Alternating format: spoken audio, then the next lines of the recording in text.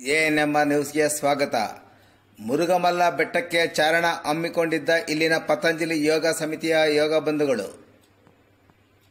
ಶ್ರೀ ಪತಂಜಲಿ ಯೋಗ ಶಿಕ್ಷಣ ಸಮಿತಿಯ ಪ್ರಧಾನ ಸಂಚಾಲಕರಾದ ರಾಮಸ್ವಾಮಿ ಅಣ್ಣನವರ ನೇತೃತ್ವದಲ್ಲಿ ಇಂದು ಇಲ್ಲಿನ ಪತಂಜಲಿ ಯೋಗ ಶಿಕ್ಷಣ ಸಮಿತಿಯ 50ಕ್ಕೂ ಹೆಚ್ಚು ಮಂದಿ ಯೋಗ ಬಂಧುಗಳು ತಾಲೂಕಿನ ಮುರುಗಮಲ್ಲ ಬೆಟ್ಟಕ್ಕೆ ಚಾರಣವನ್ನು ಹಮ್ಮಿಕೊಳ್ಳಲಾಗಿತ್ತು.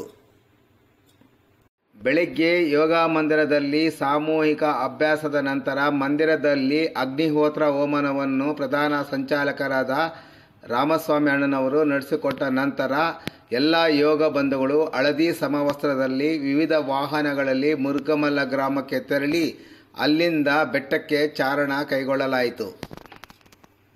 ಬೆಳಗ್ಗೆ ಸುಮಾರು 7:30ಕ್ಕೆ ಮುರುಗಮಲ್ಲ ಬೆಟ್ಟ ಹತ್ತಲು ಪ್ರಾರಂಭಿಸಿದ ಯೋಗ ಬಂಧುಗಳು 8:30ರ ವೇಳೆಗೆ ಬೆಟ್ಟದ ಮೇಲೆಗೆ ತಲುಪಿದರು.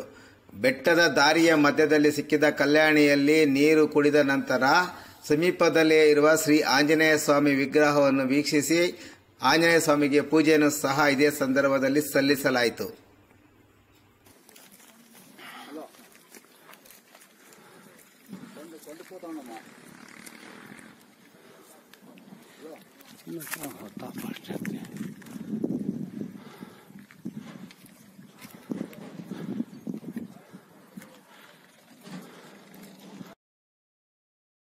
ನಂತರ ಬೆಟ್ಟದ ಪಶ್ಚಿಮ ಭಾಗದಲ್ಲಿರುವ ಅಯ್ಯಪ್ಪ ಸ್ವಾಮಿ ದೇವಾಲಯದಲ್ಲಿ ವಿಶೇಷ ಪೂಜೆ ಸಲ್ಲಿಸಿದ ನಂತರ ತೀರ್ಥ ಪ್ರಸಾದ ವಿನಿಯೋಗವನ್ನು ಹಮ್ಮಿಕೊಳ್ಳಲಾಗಿತ್ತು.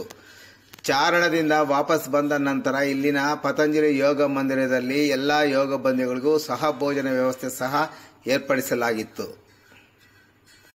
ಈ ಸಂದರ್ಭದಲ್ಲಿ ಮಾತನಾಡಿದ ರಾಮಸ್ವಾಮಿ ಅಣ್ಣನವರು, ಆರೋಗ್ಯ ಕೆಟ್ಟ ಮೇಲೆ ಧೃತಿಗೆಡುವ ಬದಲು ಆರೋಗ್ಯ ಕೆಡದಂತೆ ನೋಡಿಕೊಳ್ಳುವುದು ಒಳ್ಳೆಯದು.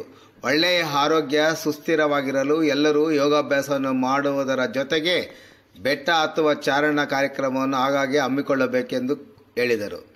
ಎಎನ್ಎಂಆರ್ ನ್ಯೂಸ್ಗಾಗಿ ಮುರುಗಮಲ್ಲ ಶಬೀರ್ ಮತ್ತು ಶಿವಕುಮಾರ್ ಚಿಂತಾಮಣಿ.